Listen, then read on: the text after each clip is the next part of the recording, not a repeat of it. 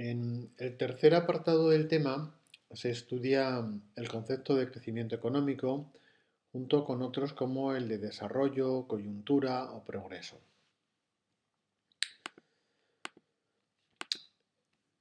Estos son los cuatro conceptos que vamos a analizar en este apartado. En primer lugar, el crecimiento económico eh, puede medirse de diferentes formas.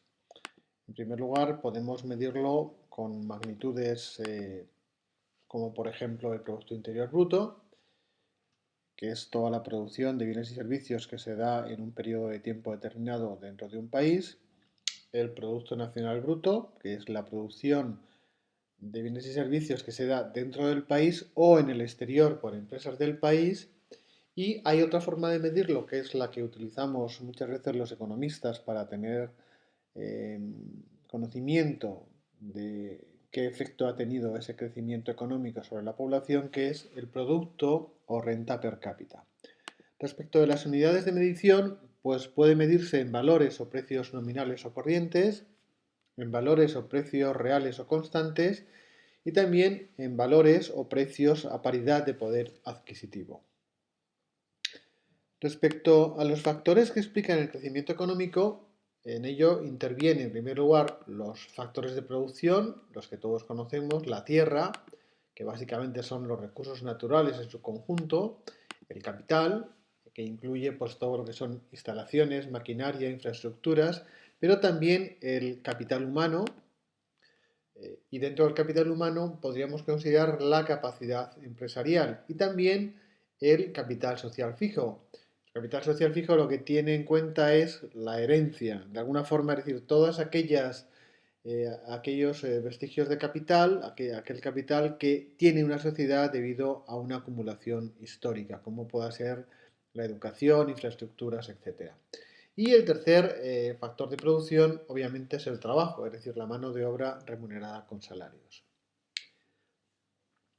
A la hora de explicar el crecimiento económico, hay que tener en cuenta las innovaciones que producen mejoras en la productividad de cada uno de esos factores. Mejoras que pueden ser de carácter tecnológico o organizativo.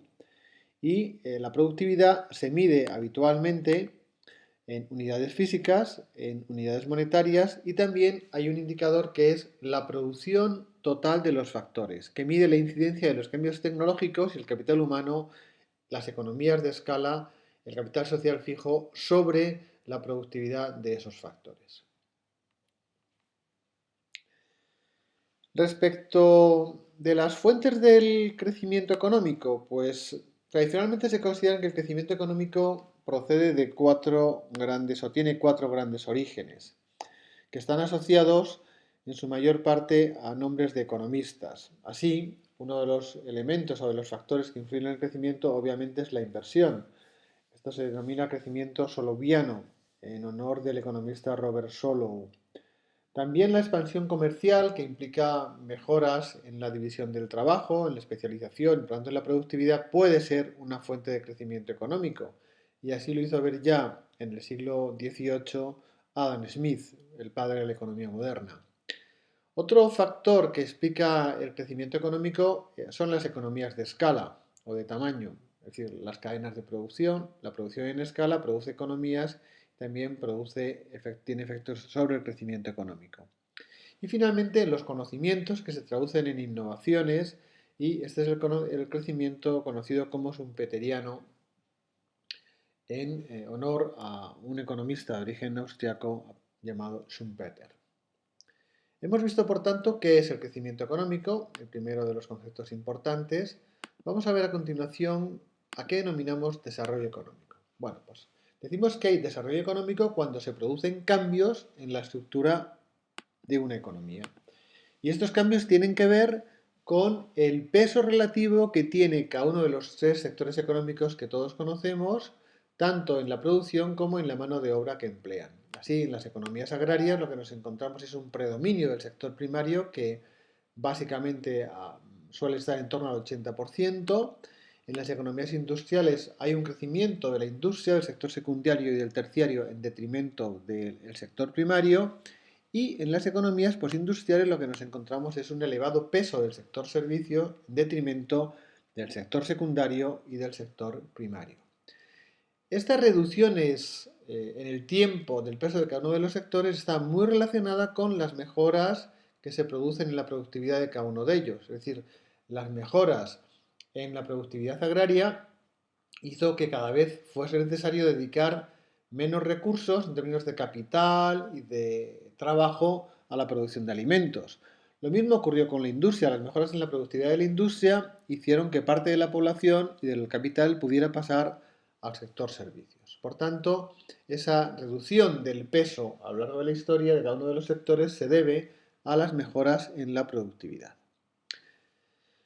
Respecto al desarrollo económico y su forma de medición, pues ha habido un debate y todavía sigue existiendo. Desde el año 1990, los indicadores de crecimiento económico, que básicamente eran pues, la renta per cápita, la renta nacional, el Producto Interior Bruto, etc., se han ido modificando y Naciones Unidas propuso en el año 1990 crear un nuevo indicador de desarrollo económico, que es el índice de desarrollo humano.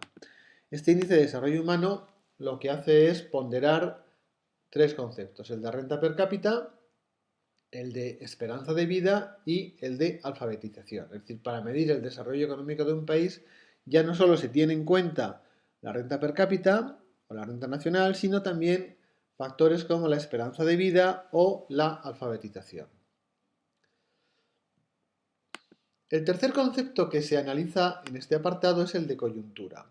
La coyuntura tiene que ver con cambios en el corto plazo, en los ciclos, con una serie de variables económicas como puedan ser el nivel de empleo, la inversión, los precios, las importaciones, el gasto público o privado.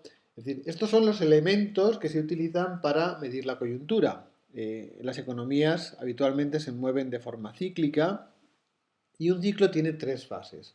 La fase de expansión, que se caracteriza por un incremento de los indicadores de los que estábamos hablando: producción, empleo, productividad, inversión, etc.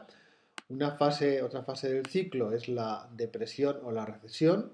Es el momento en el que se produce una caída de indicadores de actividad y de renta, y luego lo que se denomina crisis, que es justamente el momento en el que cambia la tendencia, en que cambiamos de una fase expansiva a una fase depresiva o de recesión. Esto es lo que denominamos coyuntura. Y finalmente hay un concepto que también vamos a analizar en este apartado, que es el concepto de progreso. Este es un concepto que implica una valoración cualitativa, es decir, podemos considerar progreso lo que ocurre en las sociedades actuales, donde la evolución del desarrollo económico nos está poniendo en cuestión la supervivencia de la especie. Bueno, pues sobre lo que es o no es progreso hay muchas opiniones. Hay personas que consideran que lo que tenemos actualmente no es progreso, sino que es todo lo contrario, y que lo que era progreso eran otras formas de desarrollo económico más respetuosas con el equilibrio, con el entorno y con el medio ambiente.